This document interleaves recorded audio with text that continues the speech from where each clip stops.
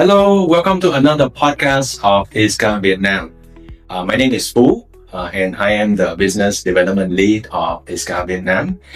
In this episode today, we will have a discussion on Vietnam tax system, and we'll try to explain how Vietnam tax differs from other countries, why you should engage with the tax advisor as early as possible, and the common pitfalls and how to avoid them. So before we start, I would like to introduce our special guests here with us today, Valerie and Kan from Grant Thornton. Great to have you guys join us today. Thank you. Right, thank you, Phu, for the introduction. I'm happy to be here and pleased to join this ISCA Podcast Series. So just a little bit background about myself. So I started my tax career in Singapore in 2006, and then I moved to Ho Chi Minh, Vietnam in 2012. So I'm currently a tax partner at Grant Thornton Vietnam, leading the Ho Chi Minh tax team. So we provide end-to-end support to clients from market entry to licensing, ongoing tax compliance, as well as tax advisory and M&A related tax matters. So I have the opportunities to work with a lot of clients from various industries. Right. So to help them understand the local tax and regulations here so that they can expand their business with confidence. Thank you, Valerie. Can you let the audience know a little bit more about yourself? Yes, thank you, Phu. And thank you all for the time, the opportunities for being here today. And as Our pleasure. introductions, I am Kan, and I'm currently a Director of Tax and Transfer Pricing Services at Grant Thornton Vietnam. Just a little bit briefing about myself. I initiated my career in early 2013 with the U.S. Federal Tax and California Franchise Tax Board, and then moved to Vietnam in late 2014. Initiated the actual career with transfer pricing, and moved to Grant Thornton Vietnam in early 2016 until now. The services that we are providing at transfer pricing at Grant Thornton Vietnam would include the compliance and the advisory, as well as the advisory on the tax efficiency change, supply chain matter as well. Thank you for the introduction. Valerie, maybe the audience also would like to know a little bit more about Grant Thornton Vietnam. Sure. So Grant Thornton Vietnam, we are actually part of the global Grant Thornton network, which is around around 150 countries. So we are the leading professional firm in Vietnam. We are established more than 30 years. We were actually established in 1993. So we offer services from audit, tax, advisory, and business process solution. So we have two offices here in Vietnam, being the head office in Hanoi and the branch in Ho Chi Minh City. So the current staff strength that we have in Vietnam is around 380 people. Yeah. Awesome. First question today that we got from the audience is that, so considering Vietnam is just an evolving market, right? I believe that we have a lot of difference compared to other markets. So can you share with us a little bit more? Sure. Like what you say, Vietnam is still evolving with a lot of changes. Right. So the tax system actually have a lot of key differences compared to more mature markets, especially like in Singapore. So one of the main distinctions would say that the system here is still evolving with a lot of frequent tax changes, changes to the tax regulations, circular and official guidance. Yeah, so businesses really need to stay on top of the changes, because what is accepted today, it may not be accepted tomorrow. Right, that's right. Yeah, that's true. So another key differences that I can think of, it would be the level of discretion that the authorities have. So interpretation and enforcement can vary by province or even by individual tax officers. Right. So that is why practical experience and strong local insights are very crucial for companies if they really want to manage their tax risk effectively. I think it's also quite document intensive as well. That's right. So for example, like tax deductibility often relies a lot on proper documentation, like valid invoices, contracts, and payment evidence. This administrative burden is actually heavier than what most foreign investors are used to. Like I make a comparison with Singapore, because Singapore, the system is pretty streamlined. So a lot of investors, they are not used to how document intensive Vietnam is. I mean, Singapore is already a well-developed market. Yes. So when consider to enter Vietnam, one of the first thing people will need to learn or need to know is that what kind of legal structure should they consider to set up. By the way, I would really need your advice on that. Okay, so choosing the legal structure is the first and most important decision for investors when they want to step foot into the Vietnam market. the three most common structure. I would say the first one would be the limited liability company. Right. For short, we call it the LLC. Mm. Second one would be joint stock company, I see. JSC, Okay. or the representative office. Yes, that's right. Yeah. So each of them has their own different advantages depending on the investment goal. So maybe let me walk through what are the main differences of these three common structures. So first one is the LLC. It's the most popular among foreign investors who actually want full control over their operations here in the Vietnam. company, right? Yeah. That's right. Yeah. So it's also offers limited liability protection for the shareholders, and it's the simplest to set up. Right. Yeah. So in terms of simple to set up, I mean it's rather straightforward to set it up for LLC. Yeah. So for JSC, on the other hand, is usually used only in certain regulated sectors, Right. or when there's a plan to actually raise capital Right. from multiple It shareholders. protects the shareholders more, right? If In you a compare- way, yeah. It's a little bit more complex actually for the JSC to set up. Because in terms of structure and governance, but it offers greater flexibility, you're right, for larger operations or companies that are eventually looking at going public. Right. Yeah, more flexibility on that. Mm. And for the rep office, it's the simplest of the three Yeah. to set up. That's So, but then again, it has the most limited in terms of scope of work what they can do. Rep office is not a legal structure on its own. It cannot generate alternate Right. revenue Right. in I see. Vietnam. Yeah, Okay. so it's usually a rep office is set up for non-commercial purpose, like to conduct market research, Right. like the liaison office, or maybe like promotion. Yeah, so it's often viewed as the first step before full investment into Vietnam. I So see. choosing the right structure really depends on the business model or the industry that you are in and the long-term plans you have in Vietnam. I see. Thank you so much. I think that we agree with you. A lot of companies will have a lot of different decisions on what kind of legal structure they will set up. For a lot of them, like for example, like ISCA Vietnam, we prefer RO because it's the simplest to set up, right? But in terms of how complicated is the process, I think we also would like to have your advice. Like how long is to set up like LLC or JSC or RO? Can you maybe give us more details? Okay, I think in terms of timeline, if we compare to Singapore, I think a lot of audience are from the Singapore market. Right. They would think that it's kind of a ridiculous timeline if you compare to Singapore, because Singapore is pretty straightforward. You can actually set up in like within 15 minutes. Oh, really? Yeah. It's good Yeah. to know. Okay. So in terms of in Vietnam to set up LLC or JSC, it typically takes about 6 to 8 weeks. This is provided all documents are in place and in order. There are several steps that will be involved. You need to register for the investment, like investment registration, enterprise registration, tax code registration, and you also need to open a bank account before you can start your operation. And on the other hand, for rep office, it's usually simple, faster, about 4 to 6 weeks. Although it's easier and faster, but it's still 4 to 6 weeks. Yeah. Yeah, it's still Yeah. it's really long, right? Correct. Yeah. Okay. In terms of capital requirement for the different structures that we have, there's Right. no fixed minimum capital requirement for most of the business activities, I would say. However, licensing authorities will actually look at whether the proposed capital is actually realistic to run the operations in Vietnam. So I we see. often recommend our client that a higher capital contribution will actually be recommended for a smoother approval process. Yeah. So after you obtain the license, which we call it the investment registration license, or for short is the IRC. So after you obtain that, within the 90 days, you actually need to inject your registered charter capital.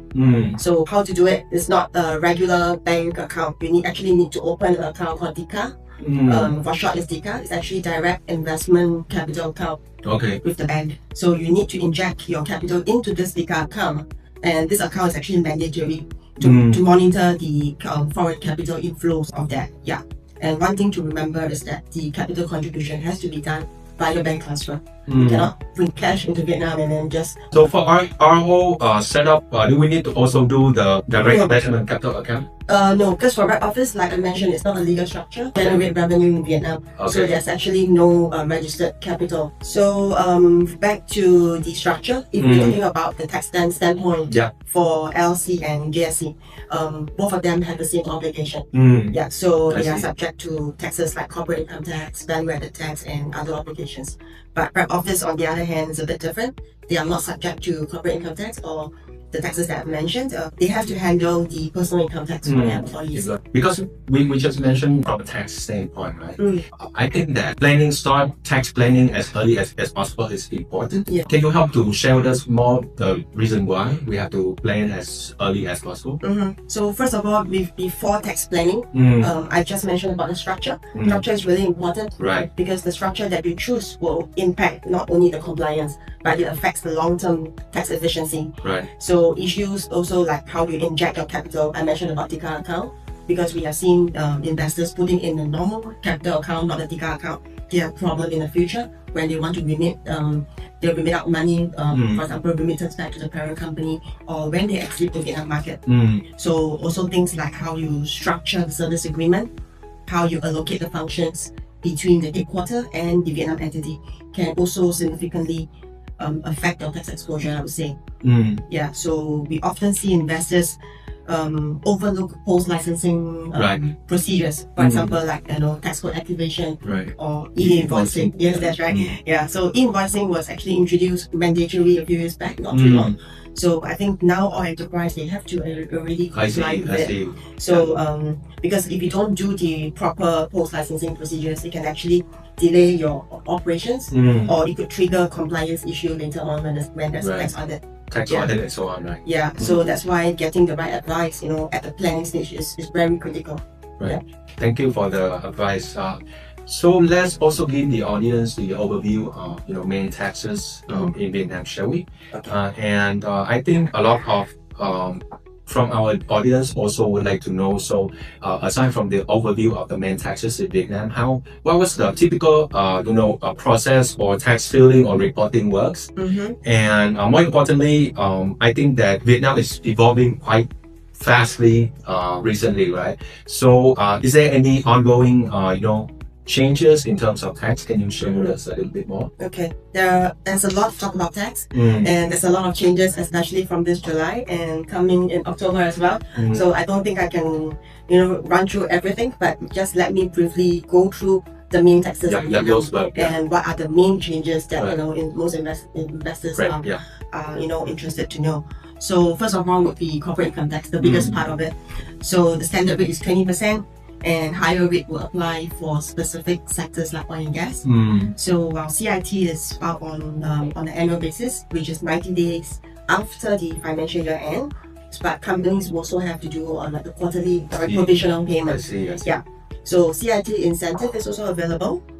Preferential rates of 10%, 15%, or 17%, or even tax holidays. But this is for certain specific sectors or locations or large-scale projects.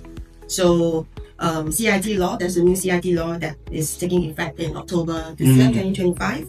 So they will adjust the CIT incentive criteria. So especially for business expansion projects and for investment in underdeveloped areas. I see. Yeah. So next I will move on to value-added tax. VAT. Yeah, VAT, which is 10% the standard rate, but currently is reduced to 8% until 31st of December 2026. VAT, we also have 5%, which is for essential goods and services. And for export, they may qualify for 0%. Okay. But the rules have tightened after July 2025 this year. So this is actually to curb the abuse. Yeah, so VAT filing, it will be on either a monthly or a quarterly basis, depending on the company's revenue, depending on their turnover. Right. Yeah. So for foreign suppliers without a permanent establishment in Vietnam, or what we usually for short we call it PD in Vietnam, so they, especially in e-commerce or digital services, which this industry has been growing over the past few years, not only in Vietnam but in a lot of countries.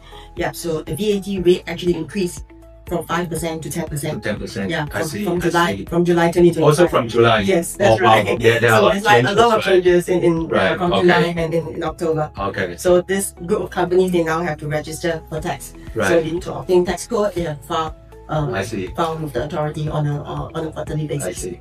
Recently, I think ISCA Vietnam also. Actually, it's not ISCA Vietnam, ISCA in Singapore, our HQ. We have a lot of activities in Vietnam, right? And then we have, let's say, corporate membership. and people pay to our HQ in ISCA Singapore. Okay. And then I think there's a thing called foreign contractor tax, right? Yes, that's right. Yeah, foreign contractor tax. In Vietnam, we call it foreign contractor tax. But in most countries, it's actually withholding tax. Withholding Yeah. tax. So if you say withholding tax, I think people are more familiar with the term withholding tax. But in Vietnam, it's a bit different.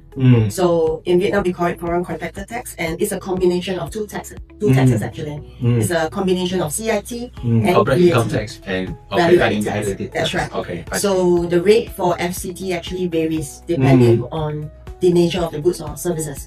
I think the most common one would be service fee. Service fee is subject to 5% CIT and 5% VAT. Okay, it's good to know. Yeah. So the government now is actually focusing a lot on FCT enforcement. They are looking at, particularly for cross-border digital transactions. So they are working very closely with the banks, with the custom, to actually detect the non-compliance for FCT. I see. Yeah. Okay. And then there's a thing called personal income tax as well, right? Yeah. So personal income tax applies for both the local Vietnamese as well as foreigners working in Vietnam. I see. Okay. Yeah. So basically, it's divided into two groups of people. One is a tax resident, one is a non-tax resident. So tax resident would generally be defined as someone that resides in Vietnam for more than 183 days and above. Then they will be taxed on worldwide income. Right. Which is the progressive tax rate at 5 to 35%. Okay. So if you belongs to another group, non-tax resident, then you have to the tax that apply to the non-tax resident would be a flat rate of 20%, but it's only on the Vietnam source income. It's not on worldwide anymore. Oh, okay. So for residing residents, it will be the worldwide income will be taxable. Correct. For tax resident, the tax base would be Okay. worldwide income. Okay. Yeah. I see now. Yeah, Okay. that's right. So employers usually will be the one that will withhold and pay the PIT payment on a monthly basis, and then the individual will have to do an annual finalization, on an annual basis. So the PIT brackets, fortunately, it doesn't change, or unfortunately, I don't know. It depends on which group you belong to. So it's unchanged in 2025 despite a lot of changes. But new guidelines, I would say, that to be expected very soon for a group of remote workers or freelancers that they work for foreign employers, but they are residing long term in Vietnam. I see. Just a question though, Valerie. So can someone file all these taxes online? Yes, I would say not majority. Major taxes, Right. like CIT, VAT, and PIT, they are now actually filed via the government e-tax system. So they have to do it, and the filing frequency will depend on the company size and turnover. And foreign investors that we have seen now, mostly they file monthly basis I see. for VAT and for CIT. And for CIT, it's on an annual basis, but they have to do a quarterly CIT provisional I payment. see. So for us, right, for ISCA, we are not really a tax consulting company. Actually, we're not a company. However, we also see that in terms of tax, because it's complicated, right? Then a lot of people make a lot of mistakes. For example, the foreign contractor tax that I just mentioned. And you are probably the expert in this, Barry. Can you share with the audience more what kind of common mistakes that people usually make? Yeah. Okay, I think you mentioned the most common mistake that we are seeing. Oh, really? Is it? Tax. Yeah. So a lot of foreign investors, they actually overlook or neglect foreign contractor tax when they have to make payment to overseas service provider. And another one would be some of them would actually underestimate how document heavy Vietnam is, and it might seem like a small thing, doesn't really affect them at present. Many investors, like I mentioned, they really overlook it entirely. So either they assume that it's not applicable, or they didn't realize how important it is. So we have seen, we have also heard many cases, especially for foreign investors that are new to Vietnam market. They don't see the importance of getting the right local advice from day one, and they don't see the importance of setting up proper procedures for their operations in Vietnam. So everything seems fine in the beginning. It's just that when the authority comes knocking at the door, that's where you see a tax coming. There's trouble so, coming. So things start to surface. Unfortunately, by then it's too late. because it will usually end up with a lot of tax recollection, a lot of penalties, a lot of time spent during the tax audit, and usually it's quite time consuming. It will affect your daily operations as well. Got it. So the key takeaway is that you should have tax advisors, local tax advisors, Local. as early as possible. That's right. Got it. I think as a group, right? So a lot of investors consider to enter Vietnam, and a lot of them, like operate as a group already, and then they may consider to have a subsidiary in Vietnam. So in terms of the group tax, right? I think that transfer pricing is one of the key elements, right? Valerie, may I ask you to share with the audience more what is transfer pricing and why it's relevant? Okay. In the simplest term, transfer pricing, it just refers to how related parties actually trade among themselves, trade with each other across different countries. So it's definitely highly relevant for Vietnam because the tax authority places a very strong emphasis to prevent profit shifting, right? And they also wants to see how related party transactions are, whether they reflect arm's length pricing. Yeah, so that means businesses actually they need to justify, they need to be able to justify the pricing on intercompany goods and services, Right. for loans as well as for royalties. Yeah, so transfer pricing we're talking about here is not only about compliance, not only about submitting the annual disclosure form, or preparing the compliance reports. It involves being able to well explain your group structure, your pricing policies during tax audit. So this is a very complex, transfer pricing is a very complex topic, but it's a very critical thing that investors have to know. So I would like to invite my colleague, Mr. Khan, from the transfer pricing team. I think he will be able to advise more on deep dive into transfer pricing issues. All right, thank you, Mary. And let me continue on that. And we normally say that as a transfer pricing is currently considered as a side effect of the globalizations when multinationals, and the way that they're doing is that they try to find a way to shift the revenue and the expenses among the subsidiaries and the affiliates with the group, and by doing so, at the end of the day, they do take advantage of the different tax rates and the tax policy of each jurisdictions. And why do they do that? Because at the end of the day, what they can achieve is they can reduce and minimize the global consolidating tax expense of the group as a whole. Then So more profit, right? yes, so more profit and less expense. Right. And for nowadays, transfer pricing not only in Vietnam, but it also has becoming one of the outstanding challenges for the laws maker in the other the developed jurisdiction as well, and taking the aim as to combat the tax invasion as well as the tax avoidance.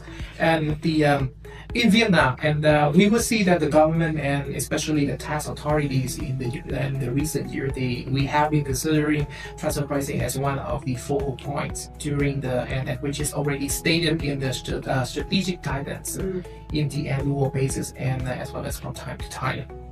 So for those who do not comply with the regulation, what are the penalties or are there triggers for that?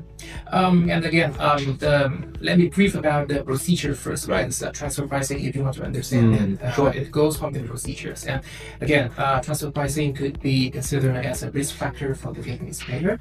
And because the tax authorities in Vietnam every single year they're doing the things they call the annual tax risk evaluations to the taxpayer register in Vietnam, where there are lots of factors that carry in and increasing the risk that have relations with the transfer pricing matters. For example, if you are engaging in transfer pricing matters and recurring losses from so many consecutive years, which is against the ultimate goal of the business. You're doing business and you're supposed to have a profitable end of year at the end of the day, but naturally that you have consecutive losses, and that is raising the risk.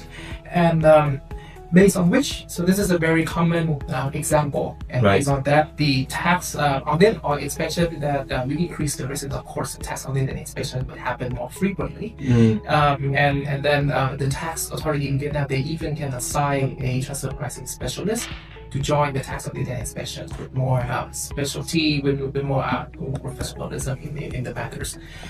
We will see that beside the penalties, beside the late payments, and beside the tax adjustment that Barry just mentioned, transfer pricing, because this has happened between multinational, it may also cause a negative precedent, a very bad negative precedent to the taxpayer and the group as a whole. And yes, and we will see that the violations of the Vietnamese transfer pricing regulations would also trigger the tax audit for the upcoming years. I see. Yeah. Example could be seen from our end is that we have seen a lot of taxpayers they got after surviving all the severe adjustment, all of the penalties and all the tax obligations and the tax they wrap up the tax audit for transfer pricing adjustment in 1 year, and then next year they come back because of that very negative adjustment. So in order to comply with our regulation, what are the documents needed?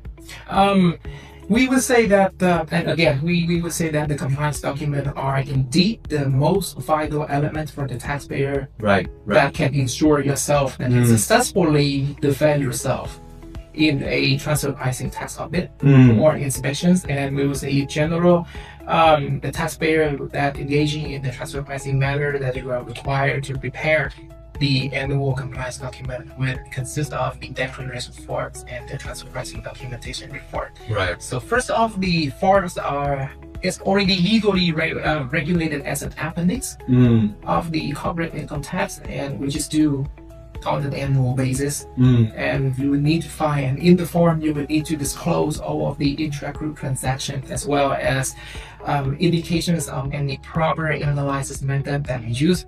And additionally, in order to provide and back up for the forms, you will need to prepare the transfer pricing documentation report, where you are required to document all of the compliant analysis to the transactions happen during the year. And finally, ultimately, you draw the conclusions whether the transfer pricing position is legitimate or not. And that will be presented to the tax authority upon their request and to defend the positions of the taxpayer. Great. Thanks for the clear explanation.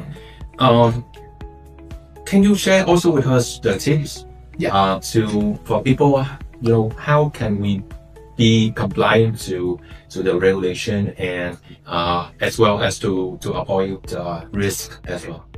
We would say that the first and the foremost tip to avoid violations is to comply.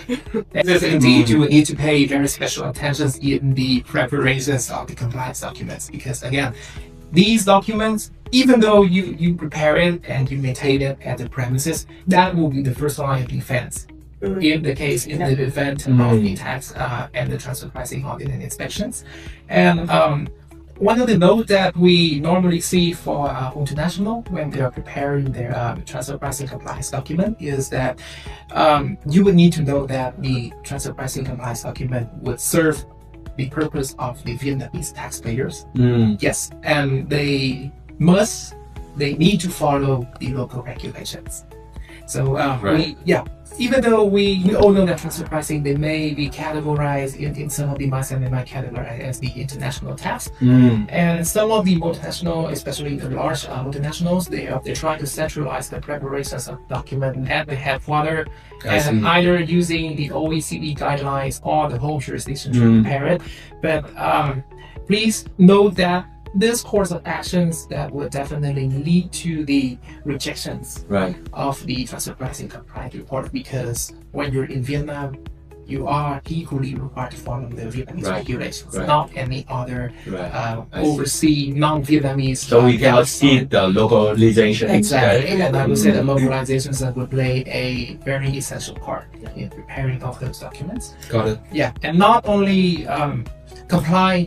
Not only the preparation of the compliance document, we would say that taxpayers should be more proactive and they could stay ahead of the game, let's say, by keeping up with the current trend in the transfer pricing audit.